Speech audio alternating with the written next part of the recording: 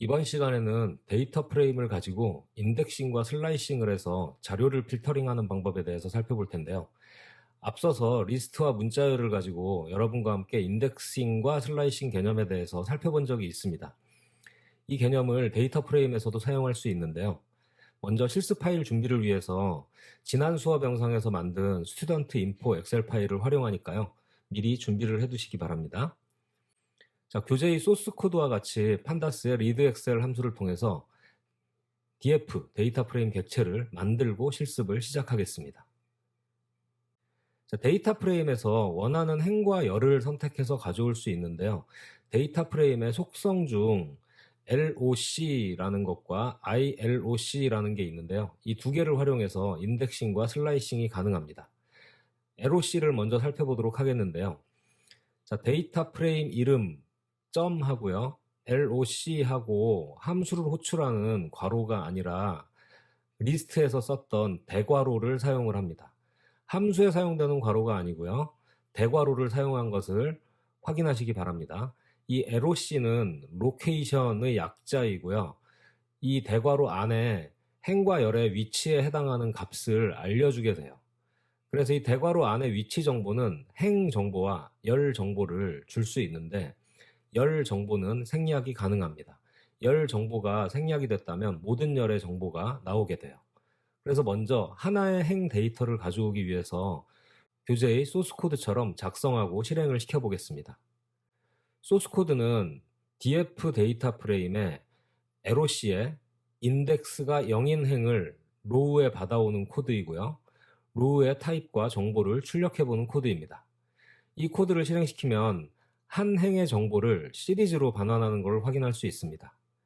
이 시리즈의 인덱스는 컬럼 이름이 되고요. 데이터는 해당 행의 값이 되겠습니다.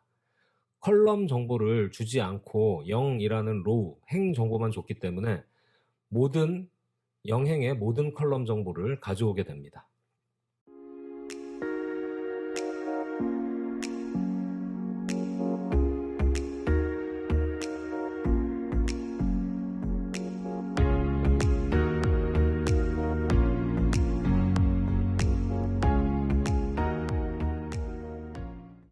자, 특정 행의 특정 열 정보 가져오기를 위해서 강의 자료 소스 코드 살펴보면 인덱스가 5인 자료의 이름과 학년을 알고 싶을 때 LOC를 활용하는 코드입니다. 따로 실행시켜 보지는 않겠고요. 이제 우리는 이 LOC 괄호 안에 어떤 내용을 넣을 수 있는가 확인이 필요합니다. 교재와 같이 LOC의 대괄호 안에는 행의 위치 정보, 그 다음에 보고 싶은 컬럼 정보 두 개입니다. 앞서 말씀드렸듯이 컬럼 정보를 생략하면 모든 컬럼의 정보가 나오게 됩니다. 행 정보는 생략할 수 없어요. 자, 특정 구간의 특정 열 정보를 가져오고 싶을 때에는 이제 LOC의 행 정보에 인덱스의 범위가 들어가서 슬라이싱을 할 수 있습니다. 강의 자료의 소스 코드처럼 행 정보에 2에서 5까지라고 세미콜론을 활용해서 콜론을 활용해서 2에서 5까지 그리고 6에서 끝까지라고 범위를 지정하고 보고 싶은 컬럼을 넣으면 원하는 결과를 출력합니다. 이때 인덱스 정보는 두 번째 행, 다섯 번째 행이 아니고요. 인덱스로 지정된 값이 2인 행부터 6인 행을 의미를 합니다. 정리해서 말씀드리면 LOC의 행 정보 안에는 시작 인덱스, 끝 인덱스 형식으로 구간을 줄 수 있는데요. 이것도 모두 생략이 가능합니다. 두 개 모두 생략할 경우에는 모든 행을 의미를 하겠죠.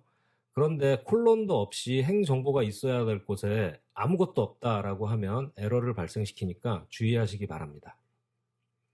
자, 이제 이 LOC를 활용해서 조건에 따른 필터링, 지난 시간에 했었죠. 데이터 프레임에 조건식을 넣어서 필터링을 했었는데 이번 시간에는 이 LOC를 활용해서 필터링을 해볼 텐데요.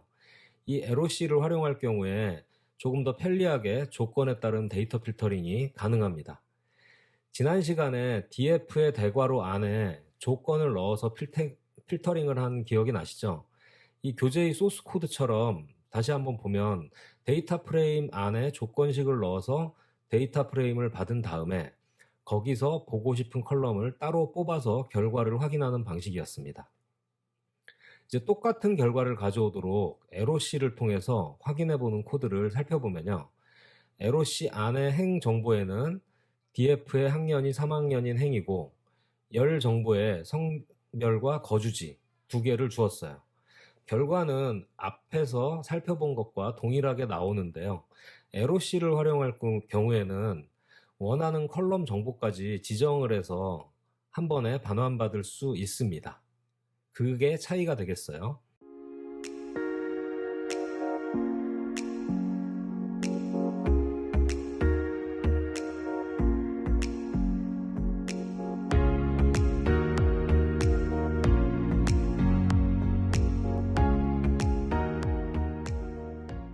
자, 그 다음에 이름을 입력받아서 거주 형태를 확인하는 코드인데요. 이 코드는 여러분들이 직접 실행시켜 보시기 바랍니다. 소스 코드는 제공이 되니까 한번 복사해서 실행을 시켜보면 학생의 이름을 입력받아서 해당 이름을 가진 학생의 거주지를 출력하는 코드가 되겠어요. 만약에 데이터 프레임 안에 없는 값이 입력으로 들어가게 되면 에러를 발생을 시키는데요. 트라이 캐치와 같이 에러를 잡을 수도 있는데 일단 들어가 있는 이름을 가지고 에러를 발생시키지 않게 실습을 해보시기 바랍니다. 자, 이제 조금 복잡한 조건을 살펴보도록 하겠습니다. 먼저 2학년 이상인 남학생의 거주지를 알고 싶을 때 LOC 안에 들어가는 행과 열의 정보는 어떻게 될까요? 먼저 행에 들어갈 조건은 학년이 2 이상이고 성별이 남인 모든 행입니다. 열 정보는 거주지가 되겠죠. 이때도 해당하는 조건식을 컨디션에 넣어주고 DF의 LOC 안에 컨디션과 거주지를 주면 결과를 확인할 수 있습니다.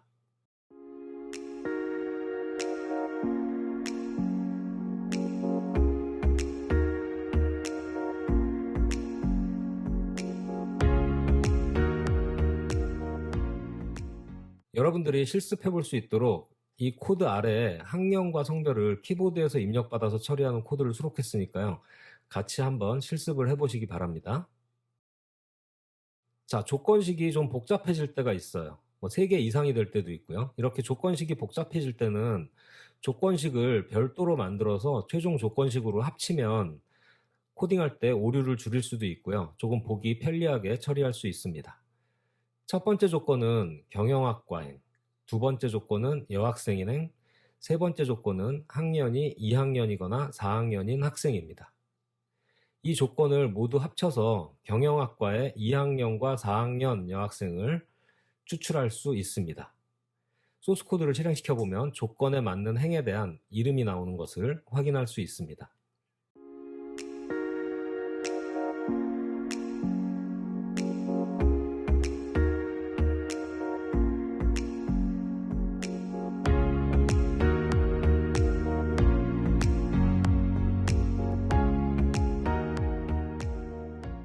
좀 길게 설명을 했지만 핵심은 LOC 안에 행 정보와 열 정보를 넣으면 해당하는 행과 열의 정보를 보여주는데 이 행 정보 안에 조건식을 통해서 원하는 행만 추출할 수 있다라는 것을 핵심적으로 기억해 두시고 활용을 하면 좋겠어요. 자, 강의 자료 마지막에 ILOC라고 해서 정수 LOC가 있는데 이거는 여러분들이 자료를 확인하면서 직접 실습해 보시기 바랍니다. 이 ILOC는 정수 숫자에 기반해서 행과 열 정보를 입력하기 때문에 이때는 인덱싱과 슬라이싱이 우리가 앞서 리스트에서 살펴봤던 방법과 동일하게 인덱싱이 되는 것을 확인할 수 있어요. 이것으로 LOC에 대해서 살펴보는 것을 마치도록 하겠습니다.